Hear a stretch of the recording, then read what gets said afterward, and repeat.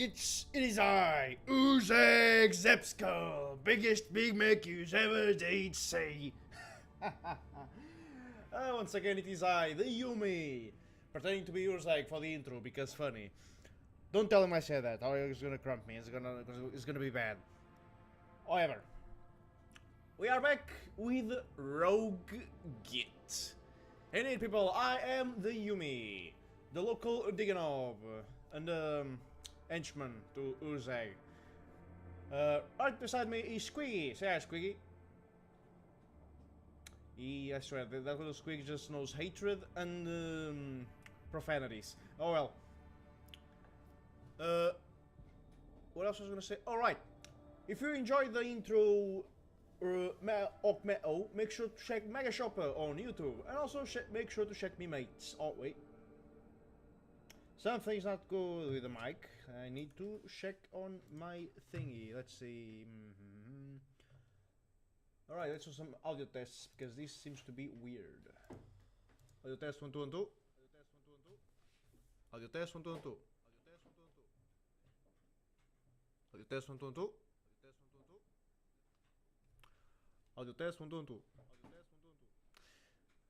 Yeah, the right side is not connecting. Why? Why is this? This happened before where I fixed it. Why is you back? Test 1 2 1 2. That's why, for some reason, voice mod decided to die. Okay, well, at least you fix it at the beginning of the stream, not at the end. Also, I need to. Hearing myself speak in the thing makes my brain hurt. Okay. We found footfall. Alright, I was going to also say, make sure to check my mate Boggets. He makes the Odd Boys on Saturday. Wrath and Glory RPG game. With me and 3 other orcs. And you get to see Uzek's backstory. Unless he dies, in case it's a different dimension. Oh well. We are going to meet this said Inquisitor. Because last time, Barnabas Rufus Escanorvia to the 4th has found himself called by the... where was it? I think it's there. By the Inquisitor himself. So let's see. What will happen within D? I could just say nothing. Why? Take a sip of what? Ah, my throat is still a bit raspy from the what's the name? Spirit Freaks. Yeah, Spirit Freaks. Doing orc voices make throat hurt. Yeah, but I like to do it so it's funny. Alright then, let's see. Yes, yada yada, stuff. Ooh. That's a lot of things to interact with.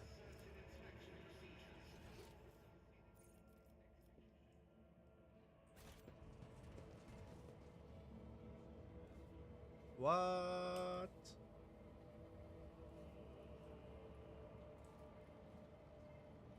Probably this guy.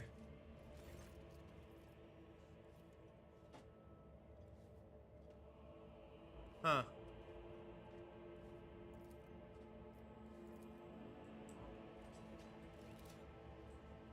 This place seems the same. New challenge for me?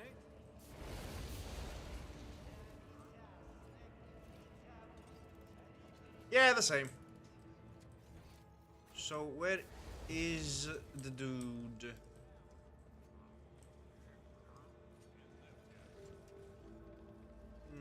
We'll get servitorized instead of burned. Hey, you're still doing shenanigans?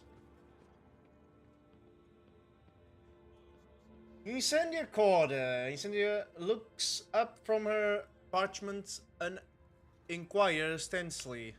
What brings you to me, Barnabas Rufus at the 4th?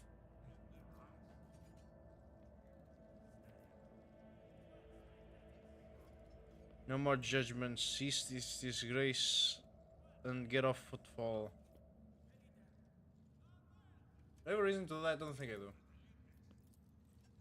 Okay, let's go check the Inquisitor. Great weakness. It's true. Yeah, but he called me, so I'm allowed here. Inquisition troops.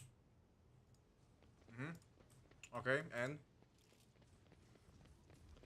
there's the guy, Xavier Calcazar,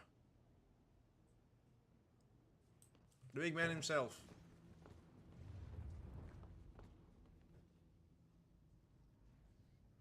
Hello. Yeah. Xavier Calcazar, the Lord Inquisitor, is engrossed in studying star system charts and reports, which are amassed on the desk like the ridges of a formidable mountain range. There are shadows beneath his eyes, which are ruthlessly dissecting the latest report, and his skin seems stretched count over the bones of his skull. Without turning his head to you, Calcazar says wearily, "Greetings, your lordship. Your timing is impeccable." Yes, I only went to a few planets before I came here, but yeah. Okay. Some dude. Probably a servant leaving drinks. An aged servant, yep, I was right, with the bearing of a veteran approaches the two of you. In a precise movement, he replaces the untouched cup of cold recaf in front of the Lord Inquisitor with a new one, slightly steaming. Ulfar, the warrior of Fenris, folds his arms, and his ceramite-plated chest regally, and says it in a dour voice. "Greetings, Inquisitor. You and I need to talk." Calcazar bows respectfully. "Glory to the Emperor's angels of Fenris. Your words will be heeded, my lord." Alright, let's see my options. I have a lot of them. "May the Emperor grant you strength and some time to rest, Lord Inquisitor. I'm told you have business with me. First, I am barred from entering, and now I summon here like servant. He does outrank me. Last time you congratulated me on the rise to power, now I'm here to return the favor." Yes. Look at Calcazar's solitary cup. Hospitality is not the Inquisition's forte, I see. Yeah, you have a bit of recap. I want one too. What a dick. Nod wordlessly. Barnabas probably would do something like this. "Well, yes, last time you congratulated me on my rise to power, and now I'm here to return the favor." Calcazar's voice turns as dry as the reports on the table, and as sharp as the symbol on the Inquisition stamped upon them. "I would not wish you to make any assumptions, for you would be quite mistaken. I am but a servant of the Emperor. Governing is beyond my purview." The grey-haired servant's eyes burn with vicious indignation, like an executioner's fire lit by a fanatic. What the heck is that? Did I say something wrong? Calcazar notices Argenta and inclines his head with a dignified air. "Sister." The Battle Sister's eyes gleam as the Lord Inquisitor addresses her. "May your path be blessed. It is gratifying to see that the trials endured by the Expanse have failed to extinguish the flame of your fortitude." "Lady Navigator Cassia Disifia Evrirella." The Lord Inquisitor's lips curve into a thin smile as he catches a glimpse of scarlet eyes. "I hear that House Arcelio is going through a difficult time. Change is coming. I sincerely hope it is for the better." "Your colors, Lord Inquisitor, are as rich as they are multifaceted. I have never encountered anything like it before. Unclouded hues flowing from one to the next. Amazing harmony. Amazing and frightening. Cassia raises her chin and nods demurely. That man of such status and talents, has taken an interest in the well-being of a Navis nobility house is a great honor. Escape from Cromora, where I was held captive by Xenos. Yes. You wish to speak to the Lord Inquisitor Ulfar. What is the current distribution of the expense? Wait, I don't know. Is he or those Xenos, Hereticus, Malleus? I can't remember. Okay, yes, that's important. Which is the current distribution of the expense? What was the dispute between you and colleagues? Scale them out. Are you aware of the changes Isendia has brought on foot form? What help do you want from me? Okay. As you see, I, Lord Barnabas Rufus Gronoviat the Fourth von Valencius, have escaped from Comora, where I was held captive by foul Xenos. The Inquisitor raises an eyebrow, impressed. You escaped from the Dark City. A feat that few have accomplished, truly. I congratulate you on an exceptional performance, and I won't ever even mar your triumph by telling you that Inquisition will, of course, be watching you very closely henceforth. I sincerely hope that your grand escape was not part of the Xenos' devious machinations. Oh, feel free to investigate my ship. I'll make sure there's no Xenos on board, or without. Oh yeah, you wish to speak to Lord Inquisitor, Ulfa? Indeed. You petition our aid to fighting Xenos. We split much alien blood. But the wind of battle carried me far, and I lost contact with my pack. Do you know where I can seek out my brothers? The Baleful Howl. I'm afraid not. According to the information in my possession, they withdrew from battle, raging in the Expanse. The Lord Inquisitor differential tone now carries a dry edge. You lie. The Baleful Howl never run from battle. Ulfar's reply to the outrageous claim is surprisingly calm. Only the frosty chill of death born of his voice and carried across the room makes everyone's hair stand on end. I think they diverted their attention. People disappearing. Because of suspicion. Is there any way you can? What do you mean they withdrew? Contrary to my request to continue hunting the Xenos, they embarked on an expedition whose objective is unknown to me. There has been no word of them since. Sounds suspicious. This is not how we wolves conduct ourselves. I can tell you no more. As you well know, your pack referred not to report their plans of intentions to me.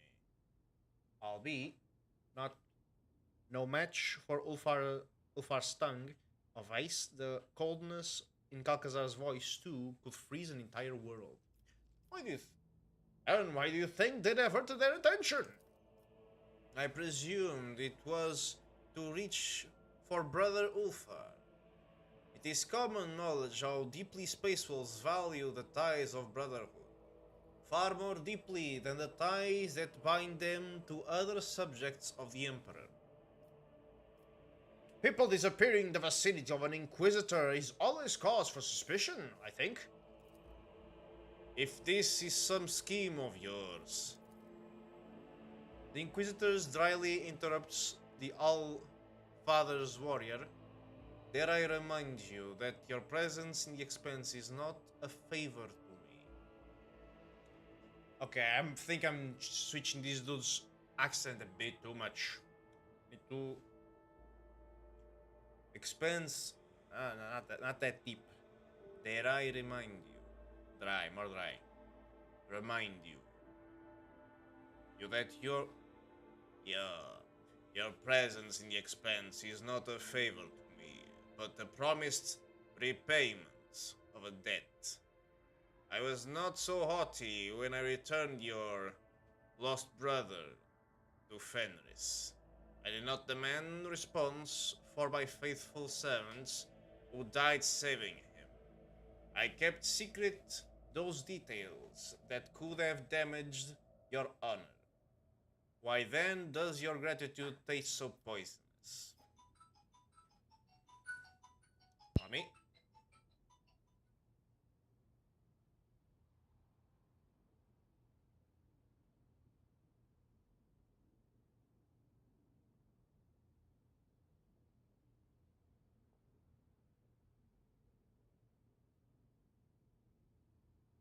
Okay, I can speak now.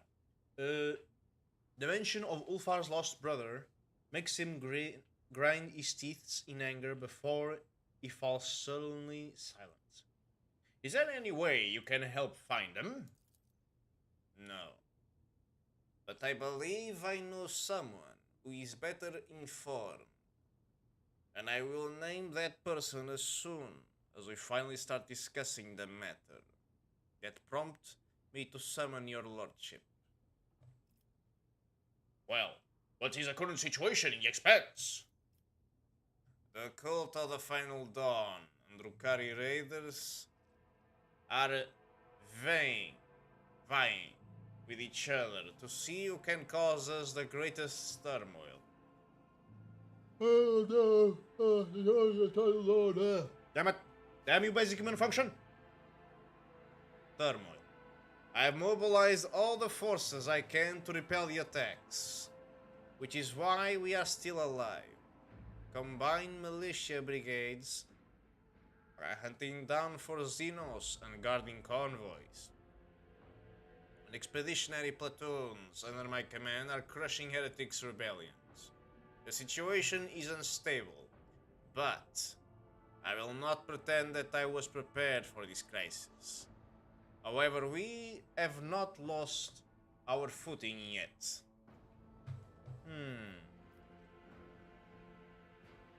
What has prompted Drukari to attack so brazenly?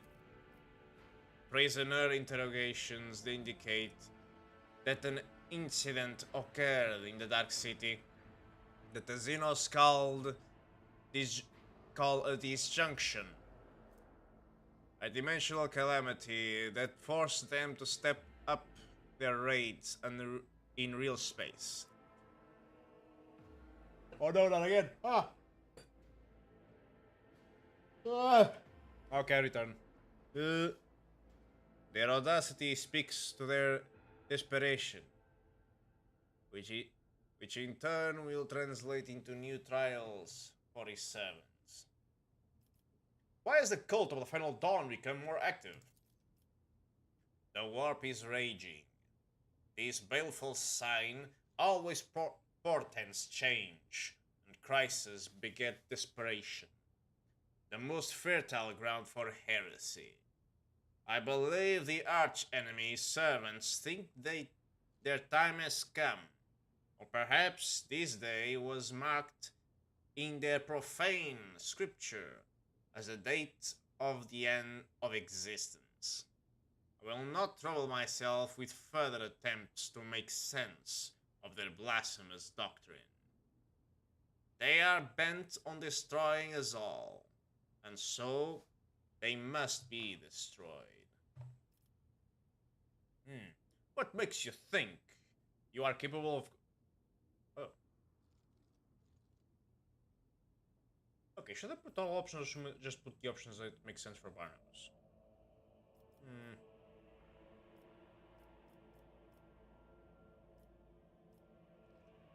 You have mobilized all forces, but not House von Valencius? Are you not standing before me now? While your status remain unclear, I prefer not to requisition the resources of the von Valencius Protectorate. Your people dealt with Uralon, the Cruel's agents, and with Xenos raids. That was enough for me. But now is the time to add your might and talents to the scales. I'm curious, what makes you think you're capable of commanding the whole sector? Do you see a better candidate for the job? The Lord Inquisitor closes his eyes wearily for a moment. I may no longer be in the first flush of youth. But believe me when I say that there are many things I would much rather be doing than playing constable to the coroner's expense. But, alas, every ruler in our sector chooses to confine their concerns to the well-being of their own holdings, whereas I alone must take care of all. But you must have an ingenious plan to save the expense. The glance tossed at you is like a shot from an auto pistol at point blank range. If such a plan were to exist, information about it would be of the utmost secrecy. I suggest you focus on the current strategy of putting out each fire as you encounter it. I understand. I see no need to get hogged down in the details to apprise you of all the information. I currently would require more time than we have. What was the dispute between you and Caligos Winterscale about? His lordship deemed it more important to show off his stubbornness than to safeguard the interests of the expanse. Stupidity of the most burdensome kind. But my sources inform me that he nevertheless has joined my efforts against the Xenos, and so I have decided to stay any sanctions for a time. Why do you think he acted that way? His lordship has long displayed a susceptibility to corrupting ideas. His loss of interest in managing his protectorate and his appetite for violence drew my notice some time ago. After a moment's hesitation, Calcazar adds, the only question that remains unanswered is how many agents of the arch-enemy have infiltrated his entourage. You even tried to discuss it with him? Or did you just immediately set incendia on him? The Inquisitor's jaw hardens, despite the impression I may have created. I am not schoolmaster, obliged to rein in misbehaving rogue traders. Caligos rejected the call to fulfill his duties to the Emperor. What discussion was there to be had? I see. Rest assured that his lordship will face the consequences of his actions. Are you aware of the changes Incendia has brought on Footfall? Naturally. Her ladyship has done me an invaluable service by taking on the task of instilling order on the station. Though a style of leadership seems unnecessarily brutal to me. On the whole, her actions have not exceeded the bounds I set. If you think she's unnecessarily brutal, why have you not intervened? Firstly, I entrusted the task to her ladyship, and she executing it completely. And secondly, Barnabas Rufus Escanor to the fourth. Are you unaware of what I am striving to do here? At present, I am trying to prevent the deaths of billions, Yet you ask me why I am choosing not to save hundreds. I helped Incendia to force the station into submission, by the way. I am pleased to see that rogue traders can indeed work together. This serves as proof that you are a worthy candidate for the mission that I am about to give you. Well, what help do you want from me? Posture, Frosher, if you please. The Inquisitor nods imperiously at the servant who draws some kind of remote control from his pocket. All sounds whose sources are more than 3 meters away fade to nothing.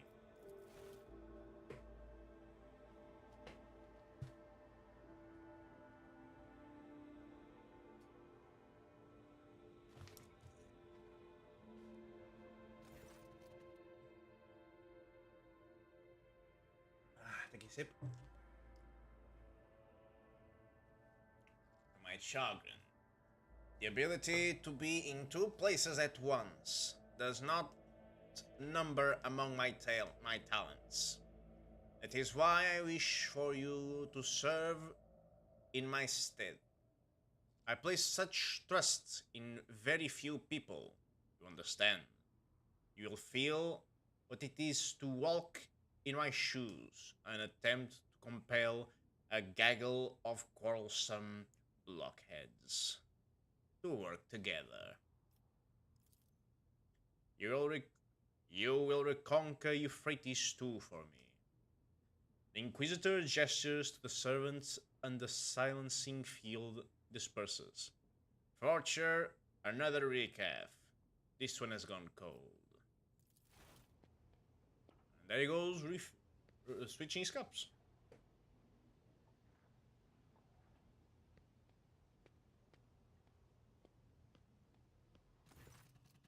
Pascal jerks his head up, clearly recognizing the name Calcazar just uttered. Abelard stifles a grunt of displeasure, his mutter pitched from your ears only. You will reconquer Euphrates too for me. The esteemed Lord Inquisitor has done away with all pretense and pointlessness now. His order no longer come with even the veneer of a request.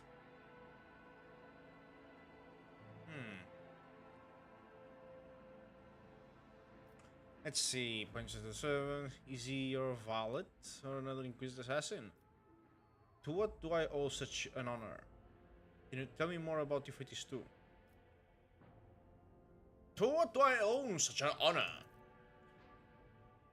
To whom else could I entrust this mission? No need to feign ignorance, von Valencius. We both know the shortcomings of the other candidates for this position.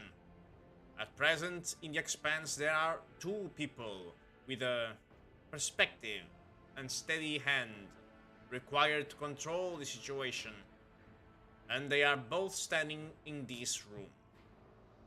So if you will dispense with the humble rogue trader act and win this war for me. I'm curious about this one. Points at the servant. Is he your valet or another Inquisition assassin? Why can't both be true? Frosher has been a member of my retinue for 50 Terran years, and the person in my entourage who comes closest to being my confidant. Something akin to a warm smile touches the Inquisitor's lips. We have had cause to be involved in many incidents, whose reports have since been marked with a seal of silence. Porsche nods deferentially, and on his aged, jowled face appears an expression caught between eternal loyalty, motherly affection, and religious devotion. Can you tell me more about Euphrates II? A sacred world of the Adeptus Mechanicus, off limits to lay people. I am one of the few who do not worship the Omnissiah to have set foot on its surface. Or rather, I was. Now it is crawling with unbelievers, the despicable word bearers, attacked and captured Euphrates II, and the cult of the Final Dawn brought an entire horde of heretics to the planet. And I'm gonna get the voice thingy because Pascal is about to speak. I don't remember. Did I give him the robot voice? I think I gave him the robot voice. I'm gonna give him the robot voice. Yes. Just test it out to see if it sounds good. Despicable word bear. Oh boy. Mechanical voice, how does it sound? For the Omnissiah. Not quite. How about this one? In the name of the Omnissiah. Interesting. Not as good. By the Omnissiah.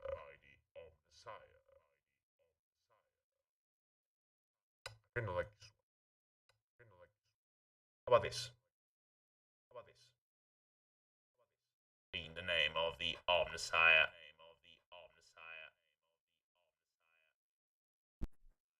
In the name of the Omnissiah. It's a bit more robotic. People make it.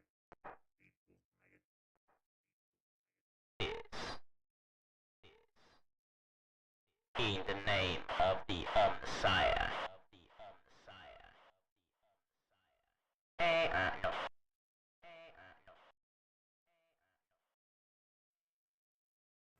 Okay, we'll go with the first one.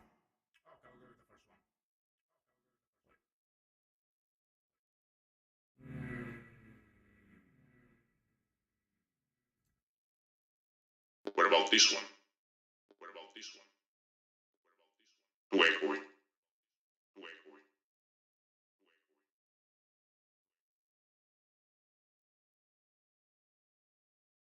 Eeny, meeny, miny, moe, catch the tiger by the toe.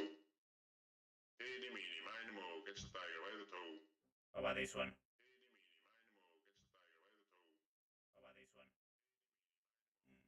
By the name of the Omnissiah, the motor force is pleased.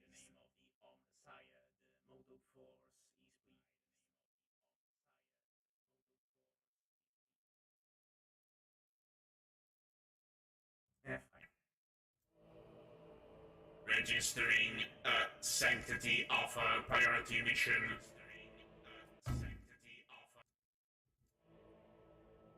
The scourge of corrupted misbelievers reigning over blessed workshops fills the Omnissiah's faithful with anguish.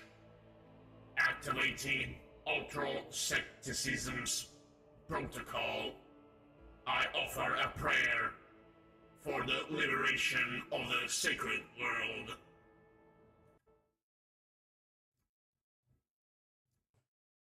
And switched. Don't forget to open the thing. And alright. From beneath Pascal's crimson robe comes the sound of mechanisms whirling to life. The dark bloodstains streak across the fabric. I set my troops to aid the explorators' forces, laying siege to the world. But a rift occurred among the commanders. They need an authoritative general, and you are perfect for the role. My confidence is not misplaced, I trust. My confidence. Words. Alright, when I first brought you to Euphrates II, of interest, the word bearers weren't there themselves, they just send in these puppets. What they want with Euphrates II, what forces, it's clear. Okay, time to ask questions. What matter brought you Euphrates II out of interest? An utterly transparent attempt to learn secret intelligence. I offer to make you my general, and you try to pump me for information.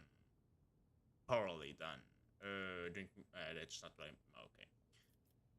The word bearers went there themselves. They didn't just send in their puppets. Clearly, the stakes for them are high enough. Uralon the Cruel has steered his profane self to make a personal appearance. Oh no, not again! On Euphrates too. Conrad Voigtsphere, incidentally, is also there. I heard you two have unfinished business. Oh yeah, the fucker. Him and I will generously leave to you. When you are finished with him, you may simply dispose of his mortal remains. No need to surrender them to the Inquisition for an inquest. Consider it my gift.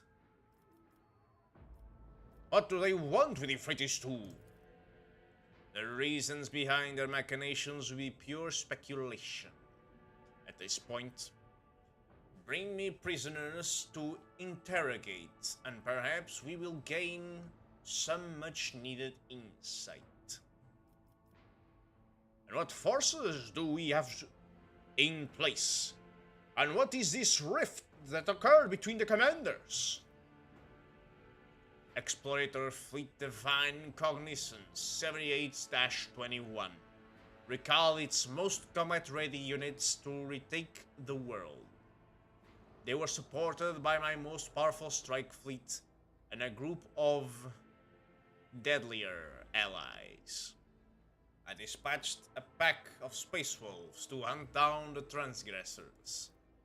Unfortunately, the leaders have failed to find a common language. The esteemed Thorvald is at odds with the conclave of the Mechanicus. Battle Congregation and the Omnissiah servants find Thorvald's strident nature off-putting, and neither group is fond of militant Civilek, who commands my forces. We're not fond, to be precise. The esteemed militant perished along with his ship about a week ago, when his noble allies failed to support his offensive. The Inquisitor bows to Ulfar's curtly. I recommend that you too go to Euphrates II, my lord. Perhaps your pack was less reticent when the esteemed Thorvald than with me, and told him where they decided to direct their efforts.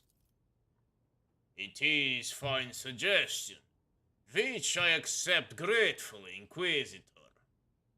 The expression of respect on Ulfar's face does a poor job of hiding his antipathy.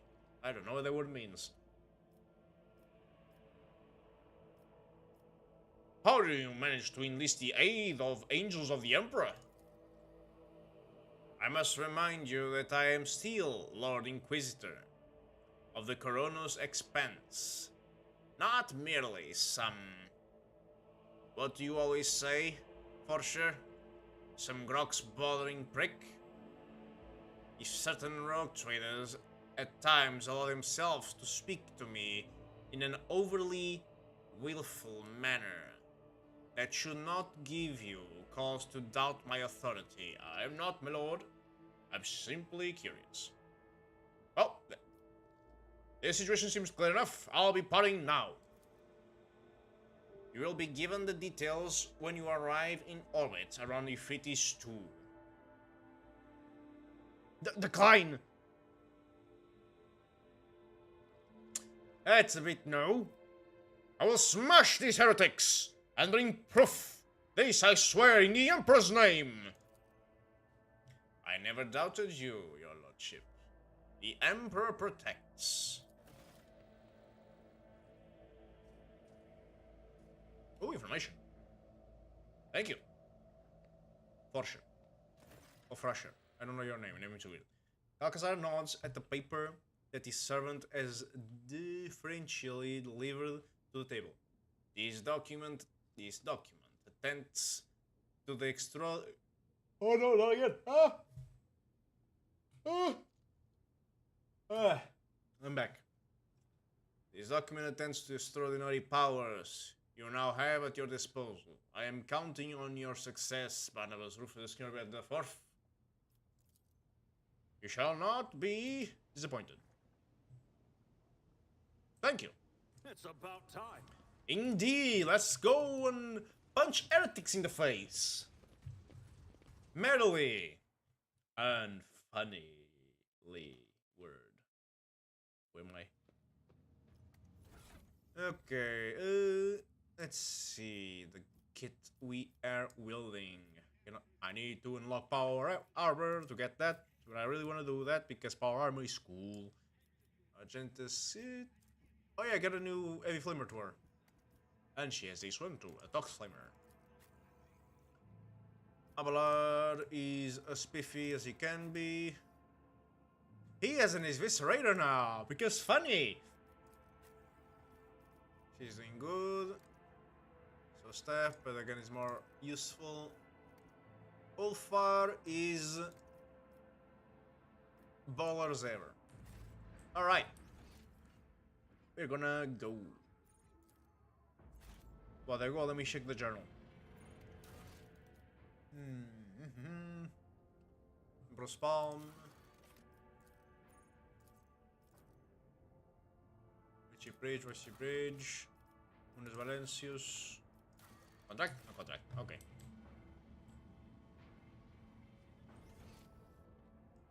Come on, folks. Come on, get to it. Wait, what? Yeah, collect. No.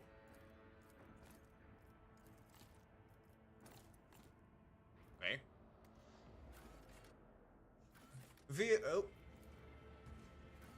What?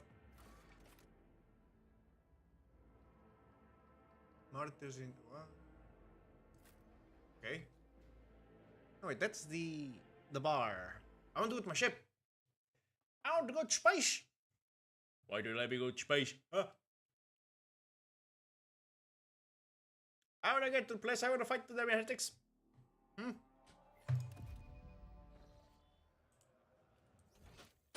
This is not where I want to be. Apparently there were multi-melted. Not multi-melters, the thingy. Oh, return to the ship, okay. I am blind.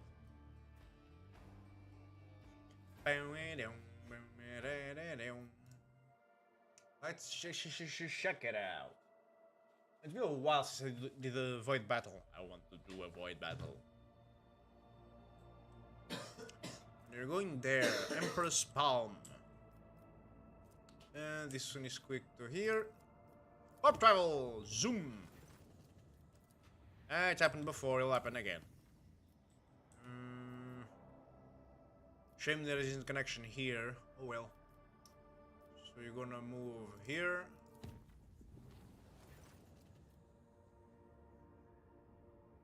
No. Good. I'm gonna go here.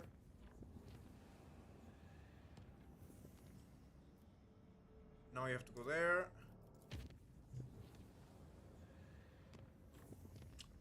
Now twice below. Oh, you have an incursion. Okay. We shall fight this demonic incursion. You fools! That'll be easy enough. Probably Barnabas himself would be able to do it. Since these heretics are just so weak. None shall stand in my way. Indeed. Oh, bloodletters.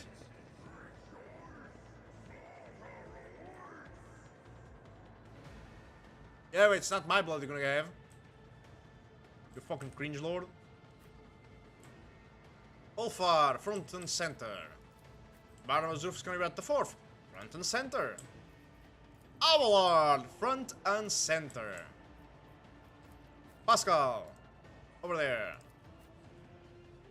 Argenta, over there. Not Argenta, Cassia. And Argenta, you get over there, because you will do a lot. Alright, time to bless thy weapon, curse thy foe.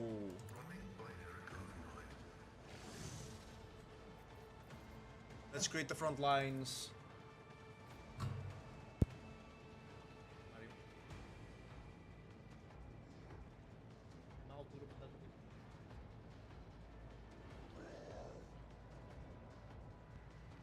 Alright, where was I? Alright. This goes over here.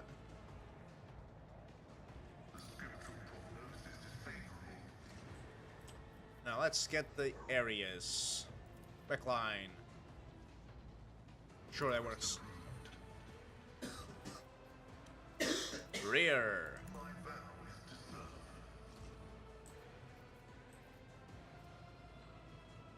Yes.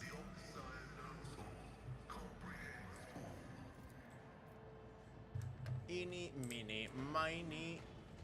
Oh, really? Cannot shoot over there, or won't he shoot over there? Kaboom. Bye-bye.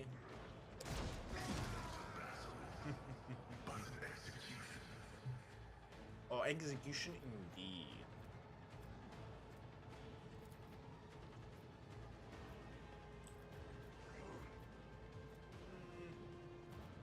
Yeah, that's next. There's some dudes over there. We'll far away with them. Let's get smashing. The wolf is on the hunt. Indeed it is. I will carve runes out of your bones. Let's see, have a plan.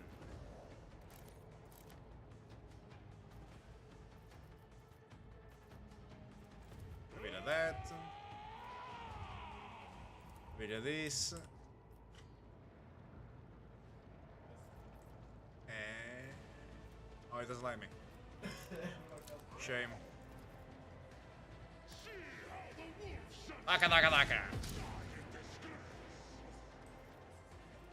No many too. I can work with that. And if I do that, oh well.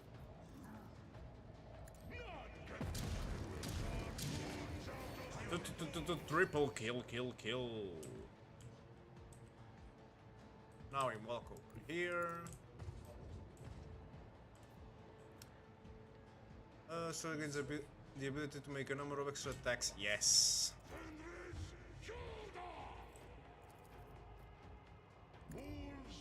A bullet for you. A bullet for you.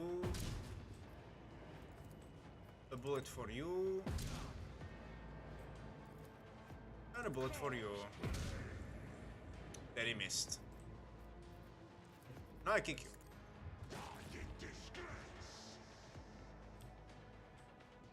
Now I go here.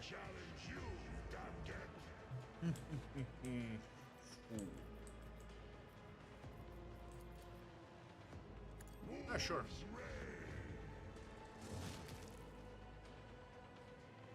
Well, ain't that funny? Ulfar just slaughtered. Oh. I dodge. You, however, you don't have that luxury. In the Emperor's name, you will perish. That is for the weak.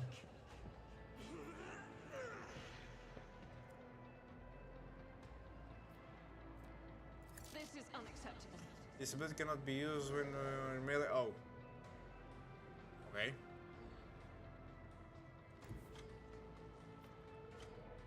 Ah, she can take it. I will bathe this battlefield in righteous fury. Really? You only do 3 damage? That's pitiful. Die.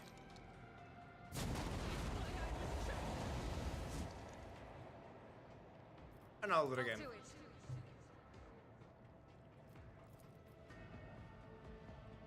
What about the Tox Flamer?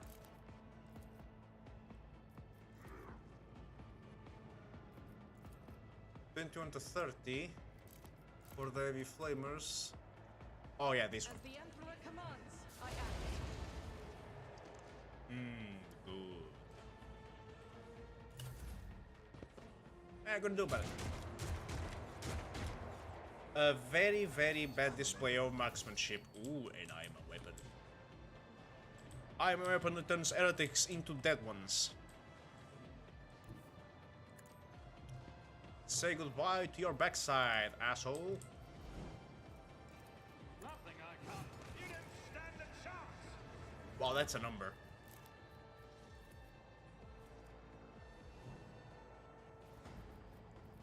Oh, can I charge? Because I am not having the weapon on me. Dummy. Suits my purpose. Charge. Apologies. Another one bites the dust. And I'll motherfucking do it again. Actually, why not? Not a problem for me. Let's become funny. Nothing I can't do. I'll Daring to breach! my bloodline. Movement, yes, as I was about to say. There's only 2 heretics alive.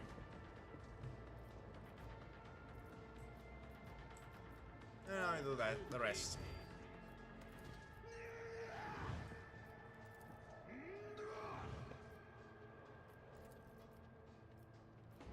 Suits my purposes. Yeah. Not close enough.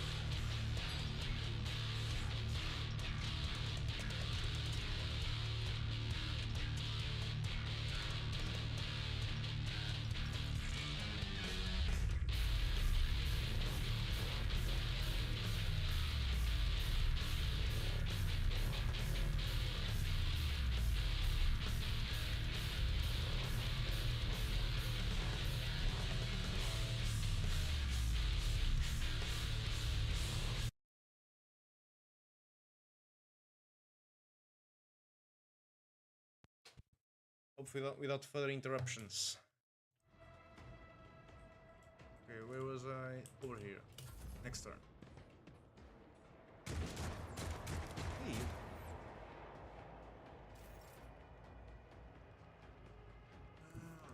Side, give the navigator is for coming. another turn. Let's see. I'm not accustomed to being ordered around. Well, we're stuck being because we need to. Isn't this a job for the serfs? Was it here? Okay.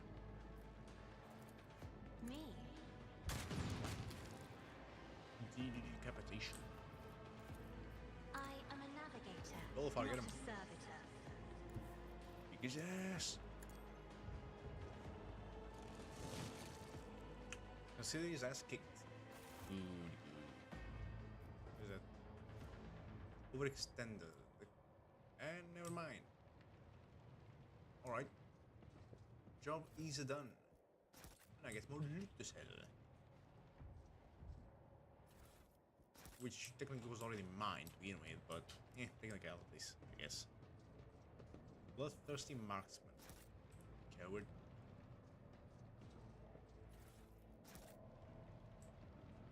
Over there, over here, over here. This one. No, you cannot put the demons. They're incorporeal. Follow my lead. Lead considered followed. Do I have the things set up properly? Yes, I do. No, don't pause, just go. We have heretics to kill. Well, more heretics to kill. Wulfar. The Space Wolf. Proud son of Limonrus. One more, let's go.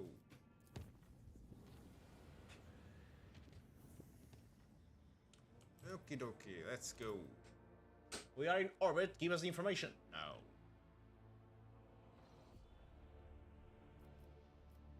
Yada yada, was this Bastille? No, Bastille, no. Into the planet we go. Shit. The orbit. Okay, we're switching for the Vox units. Lord Captain, the United Corps of the Exploiters and the Militia Forces is ready to attack the heretics who took over Euphrates II. The commanders recognize the Lord Inquisitor's sanction and agree to cede the right of supreme command to you. They ask that you summon a council of war in the orders to establish the plan of attack. How should we respond?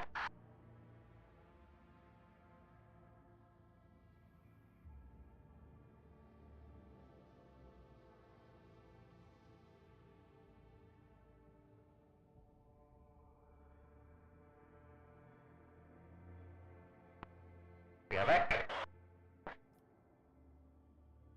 The council take it that they are not threatening to fire anymore. That's better. Return to the matter further. Right. Summon them to the bridge. We will hold the council. I forgot those things.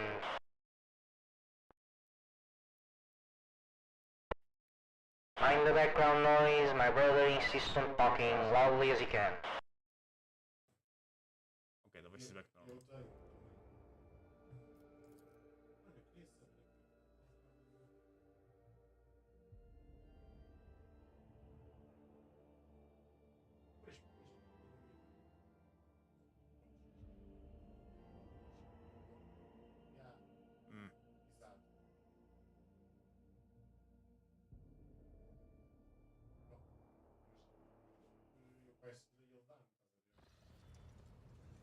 Ooh, is that another Space Wolf? Nice. That's a very old dude.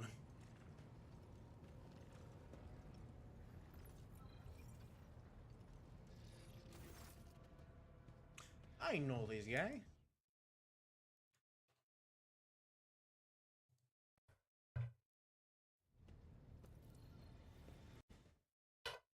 Wrong thing.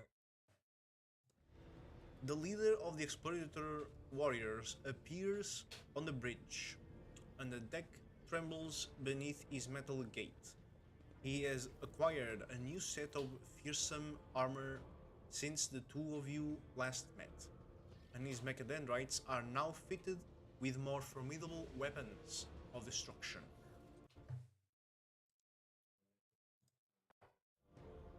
Unit Opticon 22 initiating identification official greeting procedure. Unlocking the option of strategic data enhance.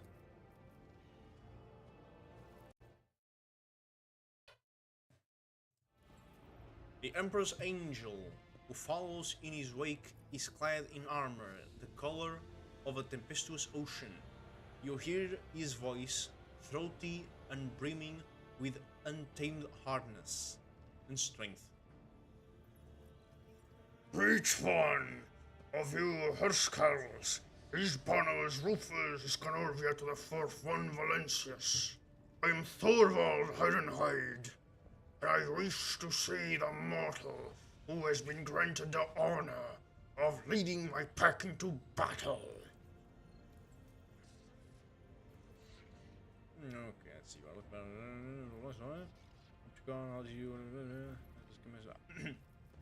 You are looking at Barnabas Rufus Gnorbia to the fourth one Valencius, Thorvald Ironhide. Thorvald takes the measure of you and nods in satisfaction. I know the habits of a warrior when I see one. You know Idolin Tjokin. Good. I give my approval. We will hunt the best-born heretics together. You have not changed, brother Thorvald. High-handed and brazen without measure. And you carry yourself on another Drekar like it is your own. The wolf bursts into booming laughter and bares his long fangs. Such is the breed of leaders, Ulfar. We stand out. 'Tis you ever lost, who cannot find his way when the sun is right over his head. Another explosion of Thorvald's boisterous laughter drowns out Ulfar's stifled yet furious strings of curses.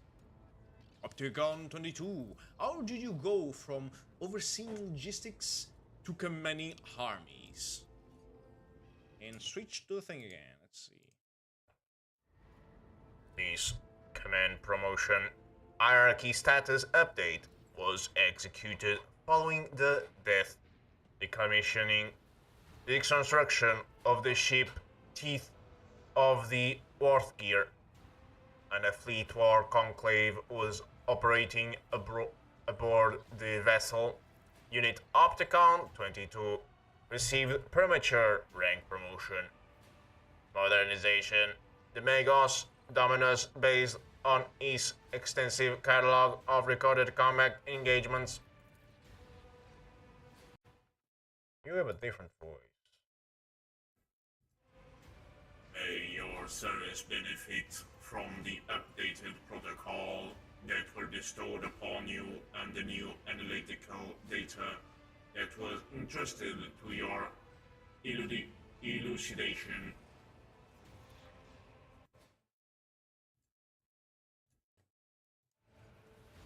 May the Messiah guide operate this unit in his cause, mission, algorithm of service to him.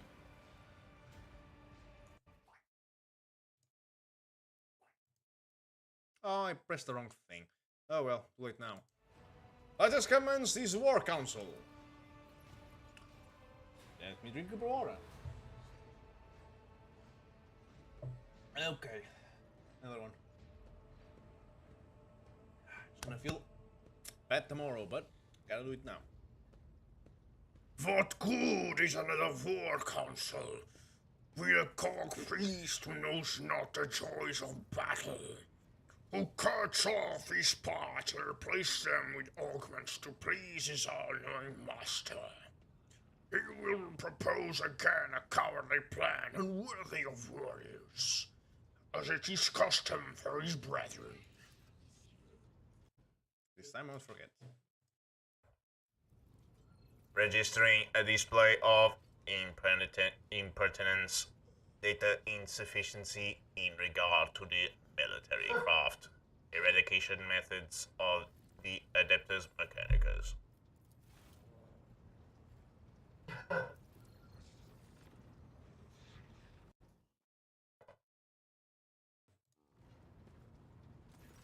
Ah yes, Inquisitorial representative. Ishara, are you having another fight? How predictable. A woman in heavy armor walks onto the bridge, cloaked in an air of superiority. You remember seeing her before, in the retinue of Xavier Calcazar, when he barged into your chambers after your Magna Ascensio. Thank you for not starting without me, Acolyte Aishara, dispatched by the Lord Inquisitor to facilitate the operation on Euphrates II. My role on this war council is that of an advisor. Wait. You were lost. What the, wait, okay. Henrix was lost in Comora. Okay, I probably should read the text before saying anything. Henrix and Aishara exchange. He's not here. He's gone. He's lost in the Dark City. What the fuck? Henrix and Aishar exchange glances but do not say a word. Oh, this is a bug. You cannot help but notice the furrow that forms on the interrogator's forehead and the sign of his colleagues. Oh no. So shall we begin our war council? Or shall we wait for heretics to corrupt this planet completely?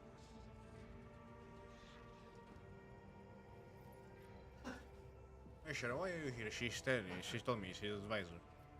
I require a full report on the situation on the front. You two do not get along at all, do you?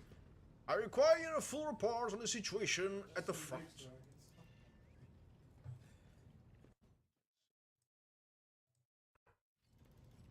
Euphrates II is a forge world. Manufactorums and extractiums take up most of its surface. Upon corrupting them, disruption their production of freedom. The heretics enhanced their ranks with possessed mechanisms and false detective traitors, Skitari, whose protocols were disfigured with indoctrinating scrap code. Our forces have secured minor footholds on the surface, but are unable to deliver an effective blow to the forces operation center of the profaners in the machine cathedrals at the heart of the Manufactorum Sigma S13.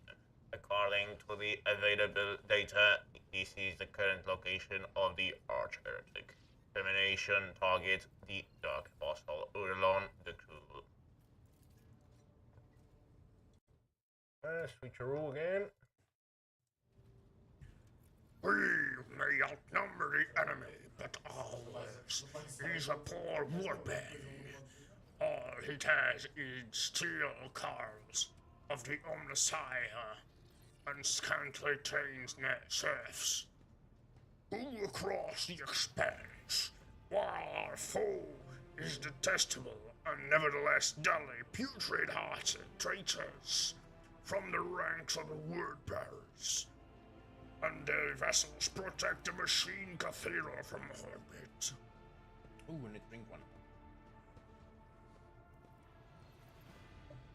Bloody hell. Okay. I will still not commence the planetary assault. Continue to what you possibly. Talba, what will you do if you I've heard your opinions on this. Why have we not commenced a planetary assault yet? Okay, I'm gonna switch a thing here. I'm gonna put you over here so I can access you. There is a conflict critical error. Categorical lack of understanding of the imperative of the operation within our chain of command. Unit 4 Heidenhai is in favor of the strategy of mass destruction, which would continue to constitute an unacceptable violation of the right of operation. Every square meter of the manufacturer is sacred of high productivity value.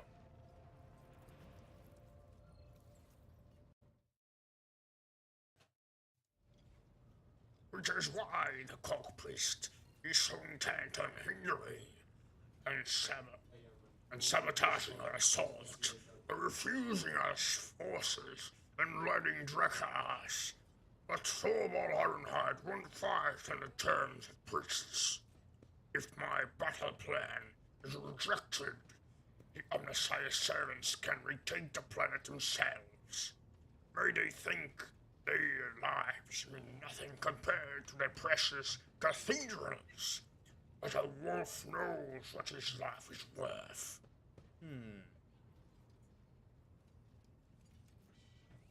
Well, we're going to fetch more water. Let's see. Here it's Capricorn 2. Must say my curiosity. Explorers are hiding something on the planet. Something. If you show anyone, right, what is it? What do you propose our plans with? Oh, what would you if you were in command of this operation? Capricorn 2. I must say my curiosity is piqued. The explorators are hiding something on the planet. Something you refuse to show to anyone and are now loath to destroy. What is it? The tech priest Vox creaks stubbornly, as they tend to do. Request denied. The Omnissiah's mysterious procedures conducted on Euphrates II are to remain undisclosed according to the protocol vow or presentation of the hallowed from of the profane. This is why in Fenris we of the priests follow the warriors, not the other way around. Priests never think about the battle ahead, only their tenets and taboos. But a wolf must think only of battle and his enemy's death, not about preserving cathedrals or counting the trophies that await him. Thorvald, what would you do if you were in command of this operation? I would rain down vengeful skies upon the enemy. I would plug the land of Euphrates II with shells, shatter their defenses, level the fortified towers, hurl their hosts into disarray. And in that whirlwind of fury, I would lead my glorious pack to pave a path of blood for the Corker. Opticon 2, what do you propose our plan should be?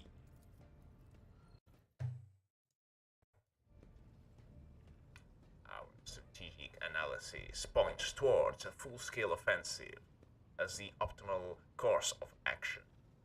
The losses among the troops, insignificant personnel, laity, will be numerous, but will not exceed acceptable parameters. Vanishing such losses will be less arduous than repairing the damage that may otherwise come to manufacturers.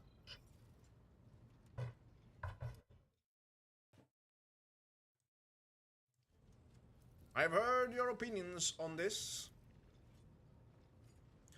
Choose your strategy wisely. It's not every day you get to read the advice of a seasoned warrior, and chosen by the All-Father himself, to bring death to the foes of humanity. You two do not get along too well, do you? You read hearts like they're inscribed with runes, Barnabas Rufus Knorviat the Fourth. Thorvald lets out a mocking chuckle. 'Tis true, my brothers, and I grow tired of the Skulk priests and his naysaying. For whatever reason, he thinks himself our lord.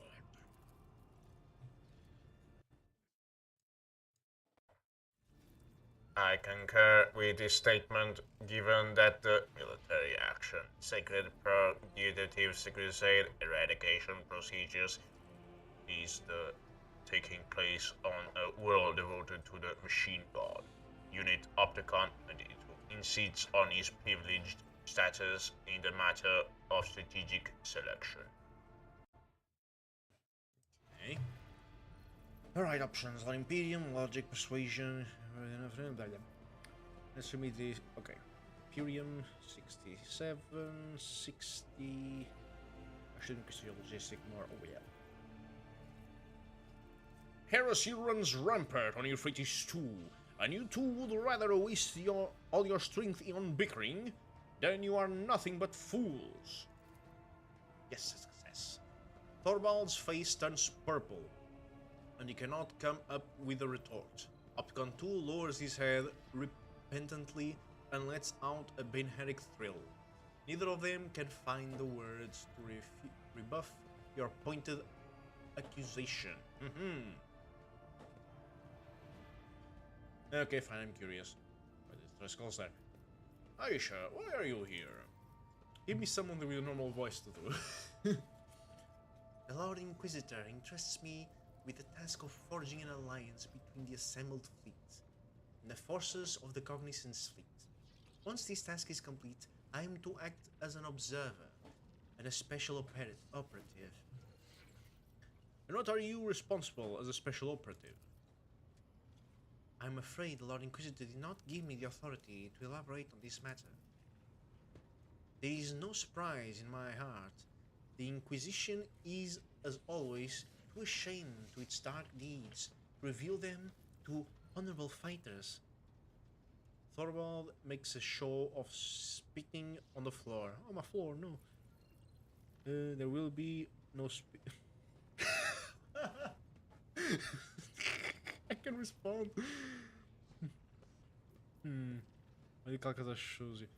There will be no spitting aboard my ship. Do I make myself clear, esteemed Lord Thorvald? What's this? A show of character. Thorvald growls and locks his indignant gaze with yours. Fine, I will respect your wishes, Volleywood. But the bitter taste of suspicion burns my mouth. With pointed contempt, he steps away from Aisha. Aishara. Excuse me.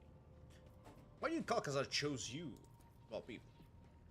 I happen to have some experience with large-scale bloodshed, rogue trader.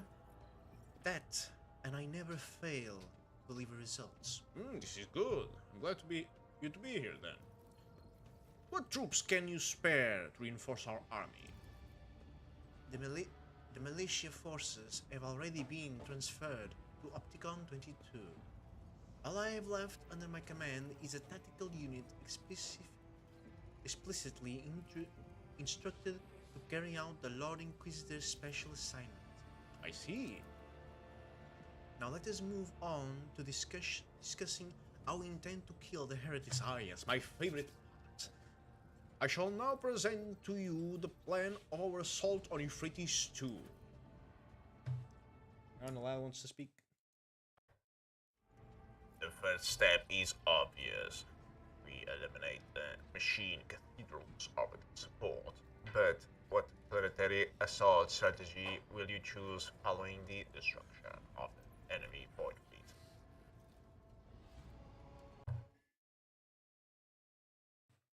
Okay, good. Okay, seeing all the options, send all our forces, even if it means sustaining heavy losses, and swift onslaught is key to our victory. Kinda what this guy wants. We begin by bombarding the enemy's position, then advance cautiously. We must conserve our troops. What he wants. What we require is total annihilation. Raise every sacred facility and chapel that our enemies could use as cover. So, orbital bombardment to the bloody wazoo. I don't like it. But wait. I need to think on Barnabas' past. On his past, because he was very reckless, got a lot of his men killed in a frontal assault. We will go with our good mate Torvald here. So we will begin by bombarding the enemy's positions, then advance cautiously. We must conserve our troops. But you said the thing, you... They are always interconjecting themselves with words that make no sense. Your plan bores me. This is not a spacefool's way of war. But such cowardly strategies are the limits of the omniscience cockcards. So you have my approval.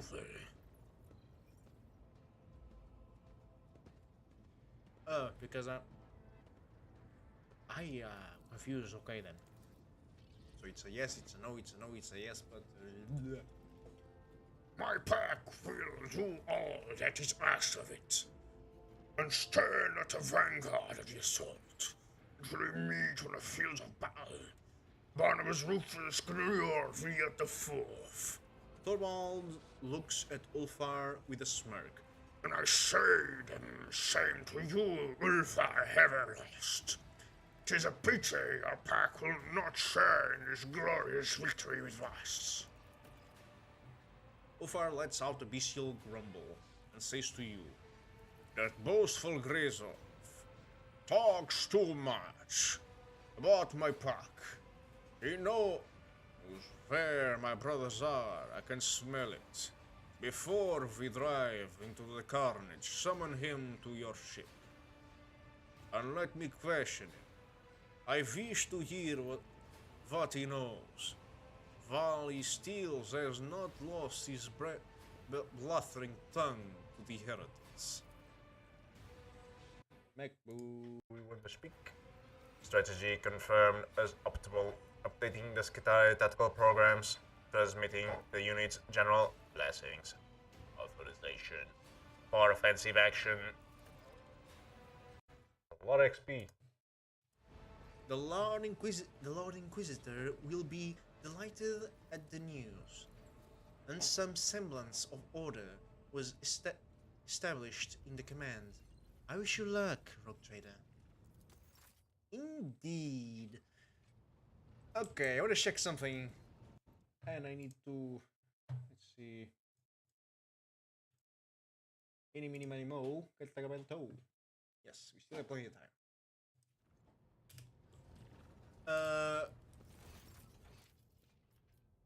Where is the ghost of the dude that's not here? Ulfar. Foxmaster.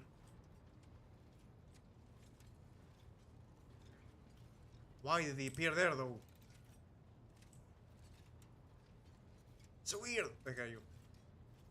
Okay, nobody. Let us raise our cups at Fator, in honor of deeds accomplished and in expectation of those yet to come. Okay, I think it's gonna be, this is a good option because it allows me to rest my voice a bit. Hopefully. Tell me about your brothers, the Space Wolves. Not everyone is granted the right to ask such questions. But you... I shall allow it. What do you want to know about the Astartes from the glorious Fenris? Who are the Space Wolves? Vilka Fenrica.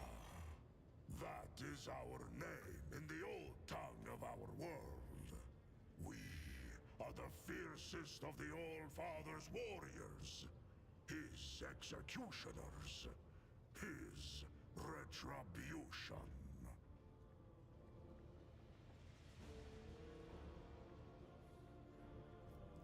Our fearless Wolf King is Laman Russ, son of the All-Father. Our world is Fenris, and our home the Fang, which rises from the world's spine into orbit. We are the thunder in the bloody storm of battle that calls to us. That is who we are. Glory to the Wolves of Fenris! Smiling in satisfaction, the wolf graces you with a magnanimous nod. But there is more to our spirit than grim destruction alone. In the Hall of Heroes, we hold feasts the likes of which you will see nowhere else. To thundering laughter, we raise our horns, tell our sagas, and honor our glorious fallen. Though the body of an Astartes is built to be immune to the effects of drink, we invented a way around this taboo.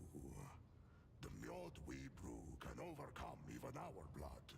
It makes us drunk and makes our feasts jovial occasions. Mead. You can brew it nowhere else but on good old Fenris. No other world is home to such poisonous plants. I think Katashan would like to test that. Fenris is home. A harsh land of harsh winters and harsh people. When comes the Hellwinter, a fearsome season of frosts, the merciless world sea freezes, and great white bears, snow wyrms, and ice trolls go on the hunt. Then, the murderous frost retreats, and boats of harpooners sail out to ply their craft, capturing sea snakes and krakens. And then comes the season of fire. Volcanoes awaken. Waves wash over whole islands, and only the land of Asaheim offers salvation to those whose blood and grit win them the right to live upon it. Clan fights clan. Crows circle over battlefields, and wolfhowls rise up to the sky. That is my beloved home.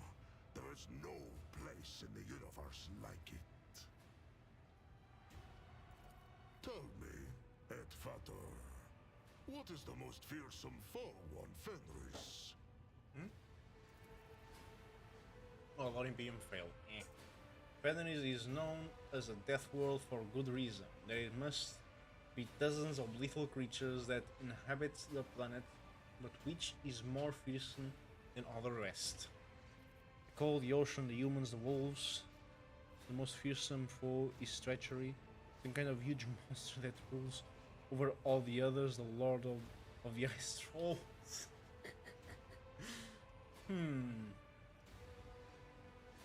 Most fearsome there. It's either the humans or the wolves. The cold, yes, but humans? It is true that humans are more dangerous than any animal, but true terror does not come garbed in familiar flesh and blood. The curse of the Wolfen is the most fearsome and most terrible foe on Fenris. In the heart of every brother, there lives a dark beast, bloody and forever ravenous. He hungers to kill, not for glory or duty, or his battle brothers, but solely for the sake of killing. For he who falls to that dark beast, there is no joy or thrill in slaughter. There is but dull rancor. In icons I have seen, Astartes look so much less wild. Our gene seed is unique. Lehman Russ blessed us with the Canis Helix, a genetic gift that heightens our senses, making them sharper than those of brothers from other chapters. The Canis Helix kindles a bloodthirst in our hearts and changes our appearance to resemble the lethal wolves of Fenris. For a Space Marine chapter, you are far more orthodox. The wolves do not take orders from outsiders. We keep the old ways, not the Codex Astartes. We fight in packs, and we are trained and healed by our wise rune and wolf priests.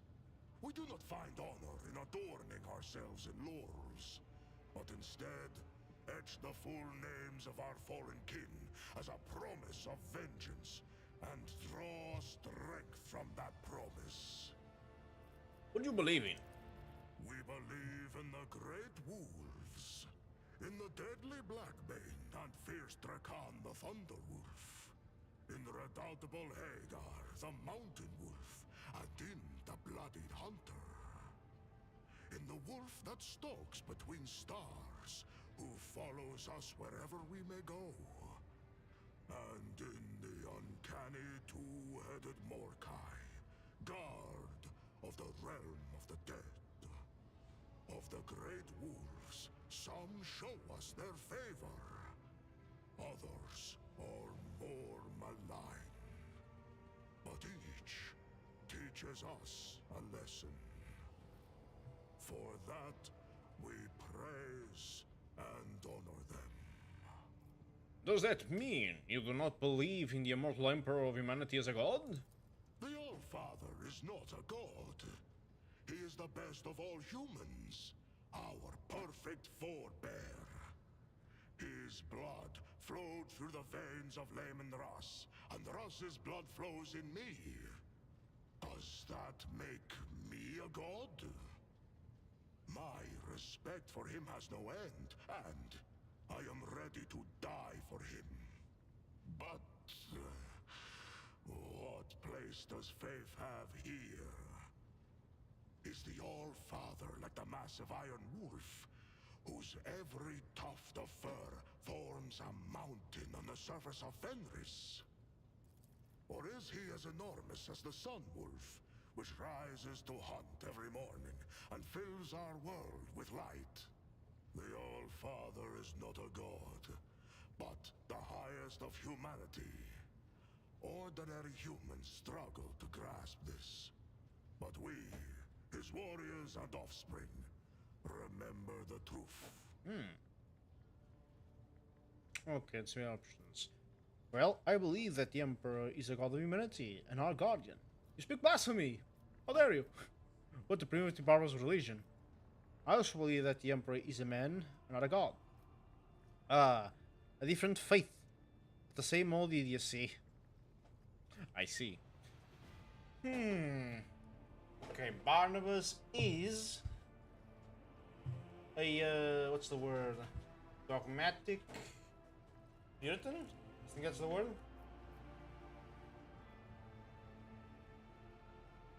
Well, I believe the Emperor is a god of humanity and our guardian. Believe what you wish, Edvater. The All-Father never wanted us to revere him as a god, but we are not ordinary men. I do not know what his intentions were for the rest of you.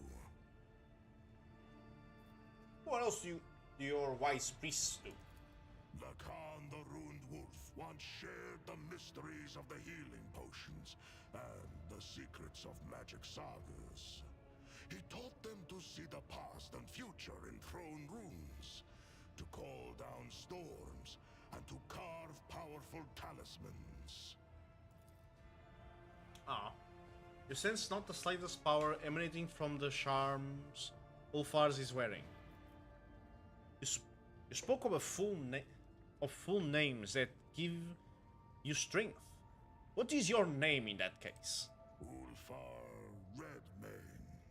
That is what my brothers call me. Ooh, succeed. Given the warrior's boastful nature, the indifference with which he revealed his name is surprising. It seems he does not trust you enough to disclose his true name.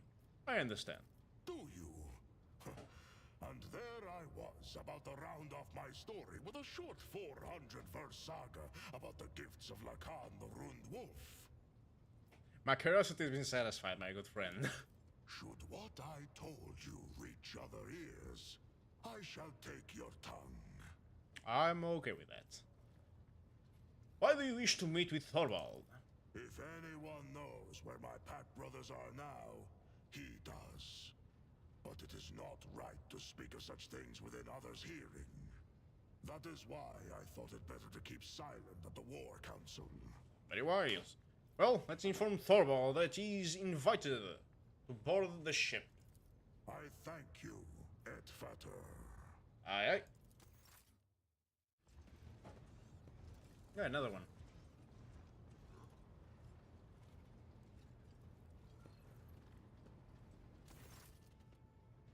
Oh no, they thought they were going to speak and we need to destroy the throat again. Okay. Thorvald has not come alone, but with a young brother in arms. With a mocking glance at Ulfar, he bellows. Thorvald Ironhide is here. Why have you summoned me, you traitor? Speak to me. Ulfar's usual brash joviality has evaporated from his voice. Know you, Thorvald. Feather the path of battle has led my pack to baleful Hull. Halbrath. You haven't lost your pack, have you ever lost? The young wolf's voice is strong and insolent. The richly melodic. He tilts his head in mocking concern, watching Ulfar's complexion change to match the violent shade of his hair.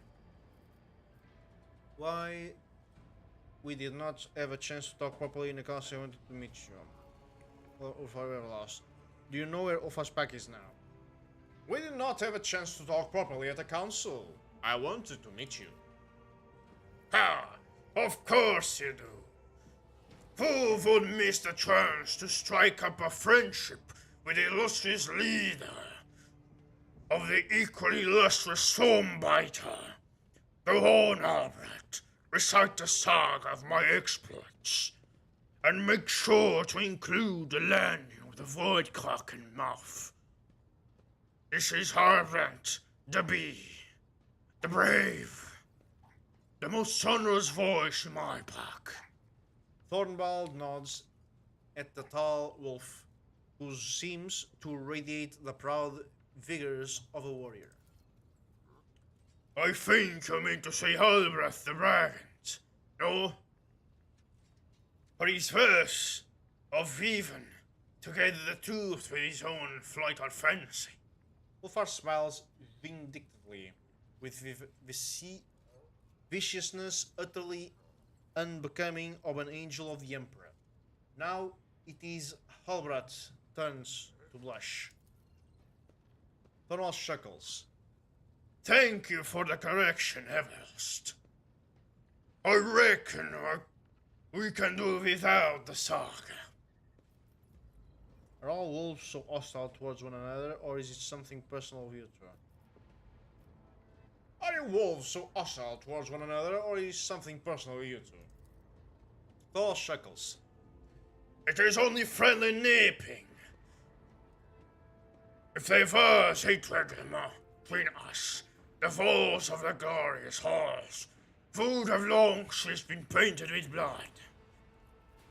Such is a warrior's nature, wolf's nature. When we've met with strength, we've test our teeth on it. Ulfar huffs a laugh in response. But there is personal side to it, as well as Stormbiters have always tried to best the baleful howl in the glory of their exploits. Tried and failed, for my pack was and remains superior. And why do you call Ulfar Everlost? You do not know. I'm not surprised Brother Ulfar does not care for the moniker. He has had it since his early years in the chapter, when Ulfar underwent his trial to the cup of the Wolfen. It took so much longer than the others that the rune priest gave him up to lost. Later he received grievous wounds in a rage that sent him into stasis, slept for a long time. Any time we would pay a visit to the baleful hall, we would ask where is the Wolfa. And he was always resting. And recently he went missing altogether. Lost of his dag of Xenos. Thorvald grins mockingly, his long fangs glinting. Albrecht. And forget not to tell of the dire curse that of yore was laid upon the mighty Wolfar. No good death for him is fated, only to the day he be lost. Where elf of glory and honor, Halbrand declaims the lines of sonorously and powerfully that the bucket begin to vibrate. When you cross this path, let him regale. Gladly that proud warrior, Albrecht Breakeskite, singer of rumors and fine teller of tall tales, for the halls glimpse not worthy deeds in his short life. Do you know where Ulfar's pack is now? Feasting with the All-Fathers in the Hall of Heroes. Reckon with them yore filling their horns to the brim, as valor and loyalty did fill their hearts. Lies! Did you see their bodies? Each of their brothers will vow the truth of these words. Ironhide never lies. The young wolf's arms cut through the air like an axe, and he angrily points to Ulfar. And you, Everlost, watch your tongue, unless you want my dagger to deliver a penance of eternal silence upon you. No, we did not see their bodies, but we heard their ranting and raving, which can only lead to the jaws of Mordkai. I'd like to know the details. In the battle in which you ever lost, Arnulf and Skyati were captured by the Xenos. The Baleful Hall took prisoners of their own. Under torture, the captive Xenos gave up the star coordinates of where they were to go next. Some important meeting, it seems. The place was far away, deep in the rain-charted regions, where the servants of All-Father have never ventured, and your brothers decided to go there. No navigator would dare lead them to those dark places, so your brother seized the trading boat and voyaged there without a helmsman. So you abandoned them to their grueling march. Ulfar's voice drops to a menacing grasp. Lower your hackles. I urge them not to throw away their lives in vain. Nothing but death could await them among the malevolent stars. We've all come here to serve your Father and repay your blood debt, not to die for naught. Or have you forgotten that? Ever lost? Ulfar, what you'll do with this knowledge? I will not test our friendship, Eidvater. I know that they call upon you to go with me in search of my pack.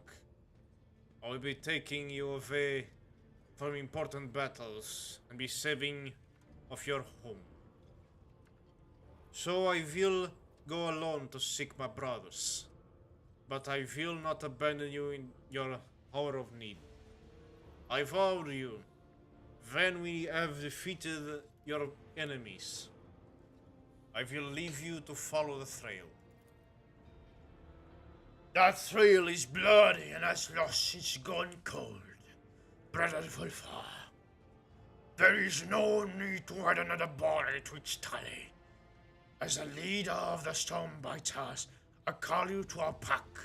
Be a brother to us now. Ulfar gives the visibly smiling Thorvald a penetrating look, his face darkening and his voice dropping low to a bestial snarl. Have you lost your mind, Thorvald? Perhaps it is your who's lost his mind. If you are daring to speak so insolently to Ironhide.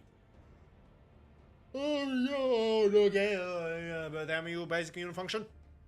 Halbrach, insinuating tone, is dripping with such menace that even the drawing of a sword could not have made his threat any clearer. What have you so certain they are dead? Why do you want Ulfar to join the pack? Thorvald, you associate too often, speaks as assassin. Ulfar, perhaps you should listen to him. Ulfar is right, he is loyal to his brothers. What makes you so certain they are dead? When the Willful Vowl... When the Willful Vowl was sitting off, we exchanged gifts.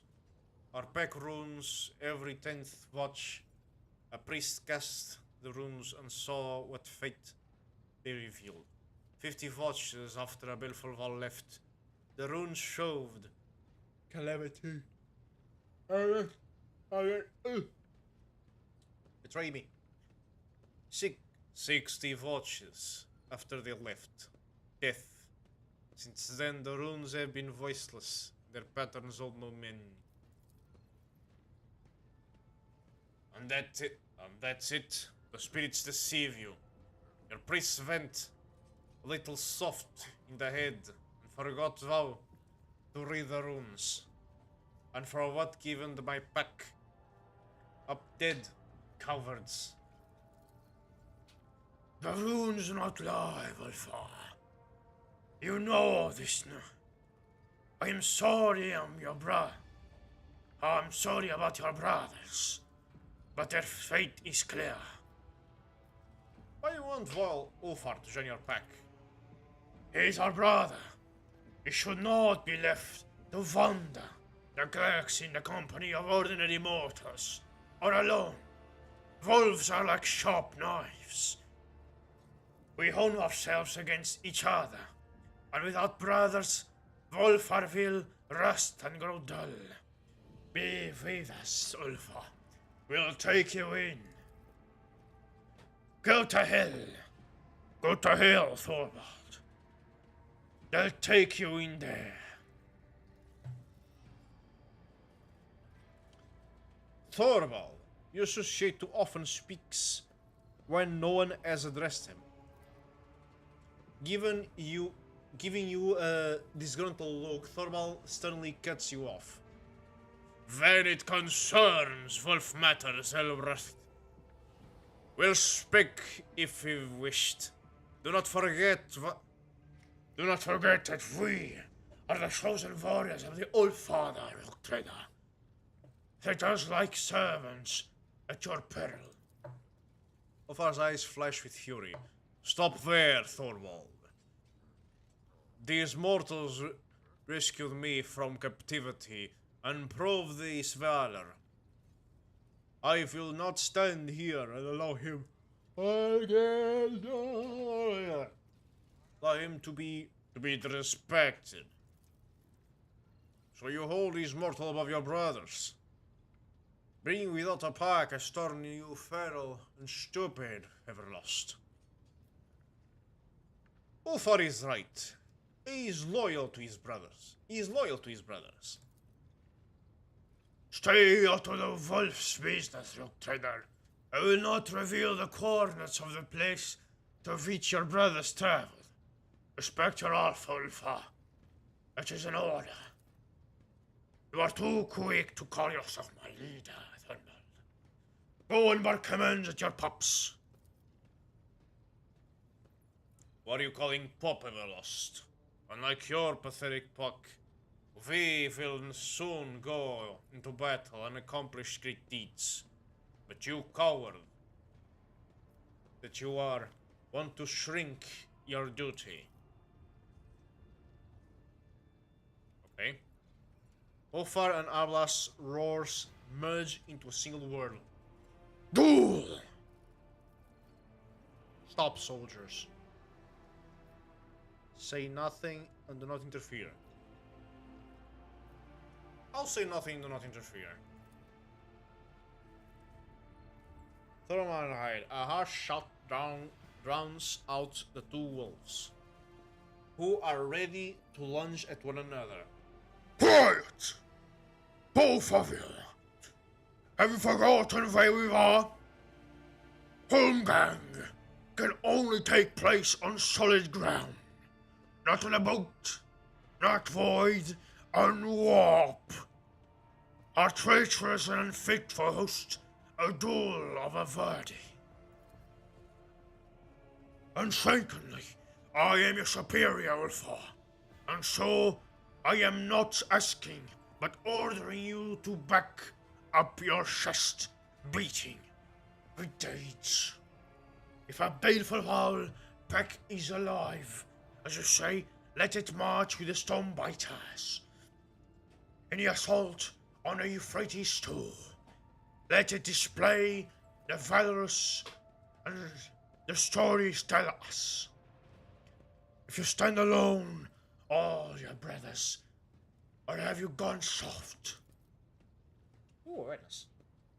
The wolf's leader's stone may be threatening, but you notice a sly glint in his eyes. Ulfar, on the other hand, is growling furiously, with no matching twinkle in his gaze. We'll see about that. I will prove that the Stormbiters will never be a match for the Beastful Owl. Edvatir must be at your side when you depart for the assault.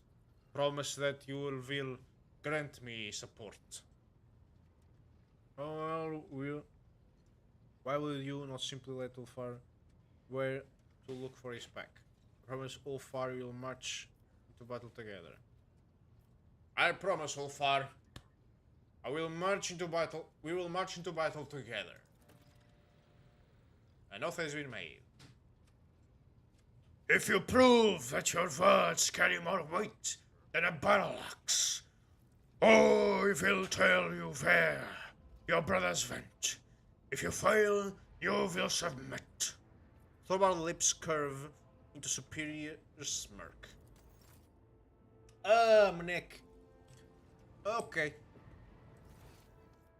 We will do the thing.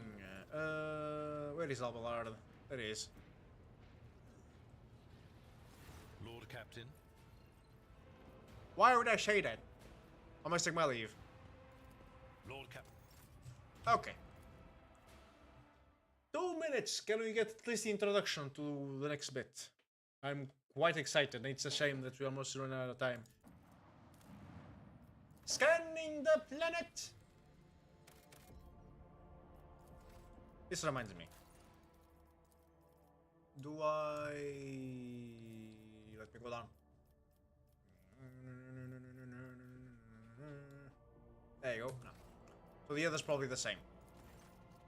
The rogue trader's ship took its place in the central of the attack formation. The right flank was guarded by the sacred combat vessel of the Adeptus Mechanicus, and the left consisted of the combined forces gathered by the Lord Inquisitor, headed by a frigate of the indomitable Space Wolves.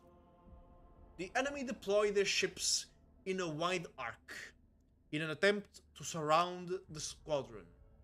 But the heretics' plan was not meant to be.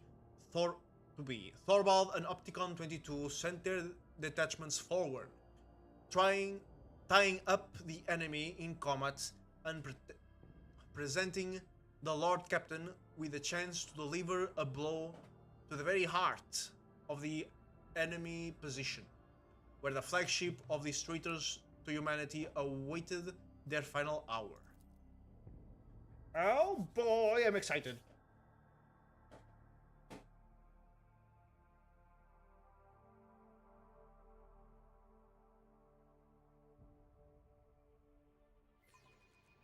Enemy contact. All hands make ready. Void battle. Show of fury.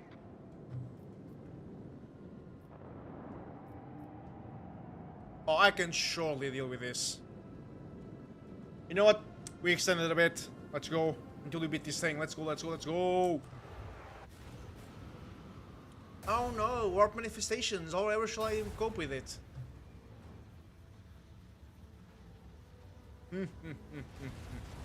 Wait. Oh, did they change anything on the void ship thingy? Wait. I know it's unavailable, I just want to check the posts. Everything is the same. Okay. Good, good, good. Goody, goody, gumdrops. Okay, let's see, let's see. I want to shoot everything, if I can.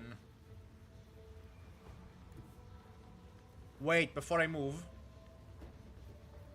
Let's activate our things. Why don't you have... Wait, why don't you have things? Oh, because it's this. Never mind. Increase the movement. That might be useful. Get shift.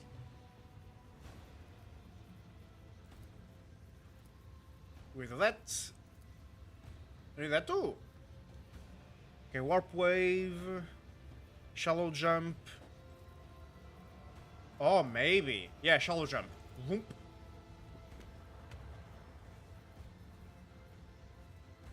Okay, range. Vulnerability scan. Whoop whoop. It's this side. Okay, okay. Oh, right, torpedoes. Annihilate them.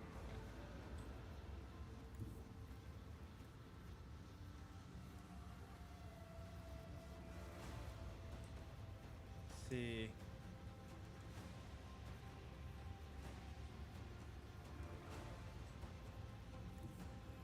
We'll go with this side first. A bit forward. And hit him in the side. Full broadside, fire! We breached the hull. Now, with a lance. One's going down.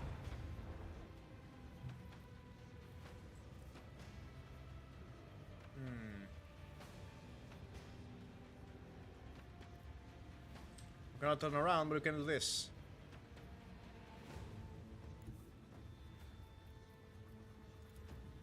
Bleed them. Lance battery, fire! Look at that chunk of damage. Let's fucking go. And should I reset my shields? Nah, I'm good. That's my turn. Take your move. You should not be in front of the torpedoes, but sure. Go ahead, buddy. Let's see the fighters. Ah, you missed. I'm still standing. Can you say the same, heretic? You really should have bought more ships. It's kind of underwhelming. Oh. They're killing our second ship. Ah, that thing went down before. It's not as strong as our end of tier. I'm not too worried about these things, actually. Smite the enemies of humanity.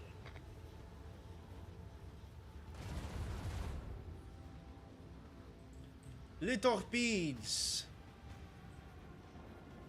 Oh. Nah, they got lost.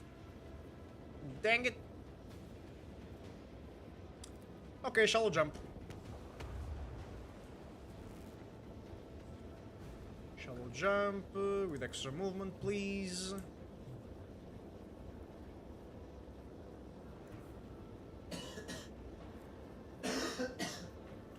Weakness, please. Time has come.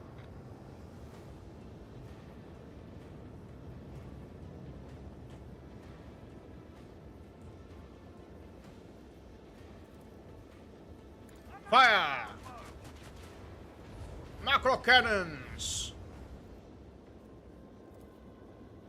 Fire the last battery. And dead. It's your turn now.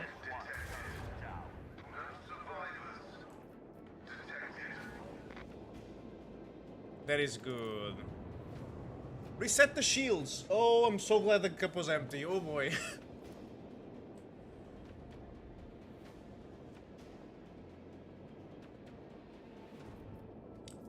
Okay, anything I want to warp? That doesn't. Wait, what does it do? Ah, wait, maybe.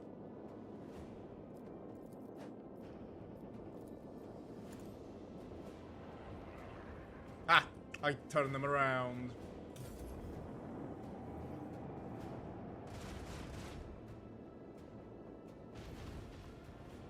What do you mean only eat one?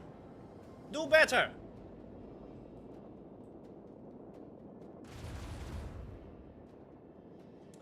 Pesky bugs. Okay, I do need to deal with these things. Unleash our vengeful salvo. Yes!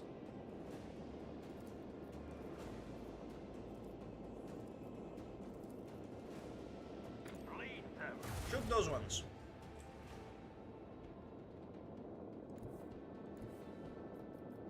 Let's see, yep, they're both in range.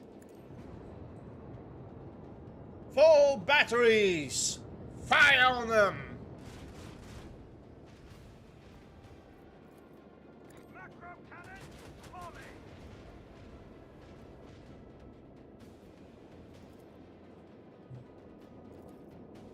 Reload and destroy. Fire the last battery. Okay, movement. This one. Let's try to get that guy. With that. Yeah, I can. This one's going down. Oh yeah. And just for extra shenanigans, shell jump. It's harder for you to do anything. What the heck is that? Wait, accumulated charges? I need to read that next turn. Just keep bug.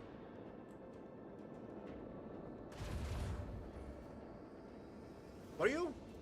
Whenever a vessel enters this anomalous zone, its shields are fully restored and have their strength increased. 2 random weapons of the vessel are disabled until it leaves the zone. Additionally, that's so weird. Oh, interesting thing they added, regardless.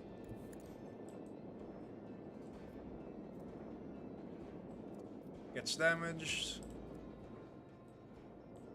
They added a lot of stuff to the game. In the meantime, I was gone. Ah, finally, time to shoot them again. You get shot with this. Still intact, eh?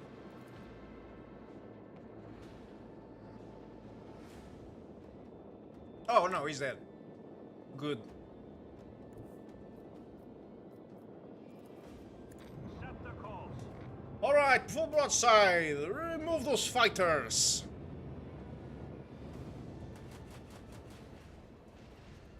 Good. I'll mention this triumph in my memoirs. Level up. Level up. Give me a level up. Come on, come on, come on. I want to level up. Yippee! I got to level up. Okay, what am I missing? Enforce shields, shield pulse. Sure, enforce shields. I like that.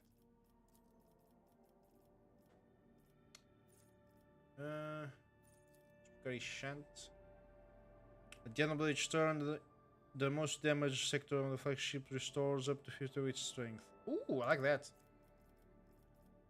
Shield pulse, overload shields. We can live without that. Yeah. Posts. Oh, okay.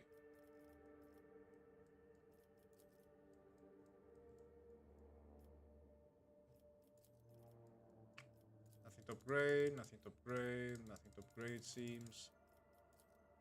Nothing to upgrade. Okay. Components all sorted. Repair to full, please.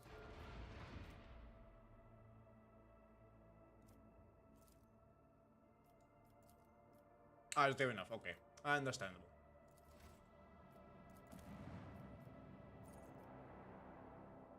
Okay, this is story time.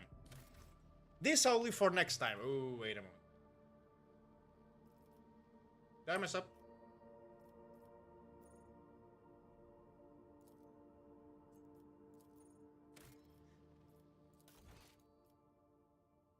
Okay, there's another save. Good.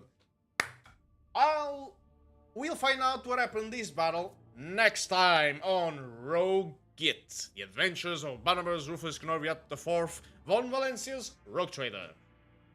So, thank you so much for everyone that came and watched the stream. Your presence here is very much appreciated, and I hope you've enjoyed. If you did, make sure to leave a like and a comment. Tell me what you think. Also, make sure to subscribe to the YouTube, follow the Twitch, and follow the Twitter for more notifications for when I stream and funny bits. Until then, alright, make sure to also check me mates, Mega Shopper on YouTube and Borgets on Twitter. Make sure to check out his Wrath and Glory campaigns, as well the Odd Boys on Saturdays. Until then, I've been the Humie, henchman to Urzak's Epskull, and this right here is Squiggy. So remember, kids, crump lots, kick rots, and above all else, keep on with the war!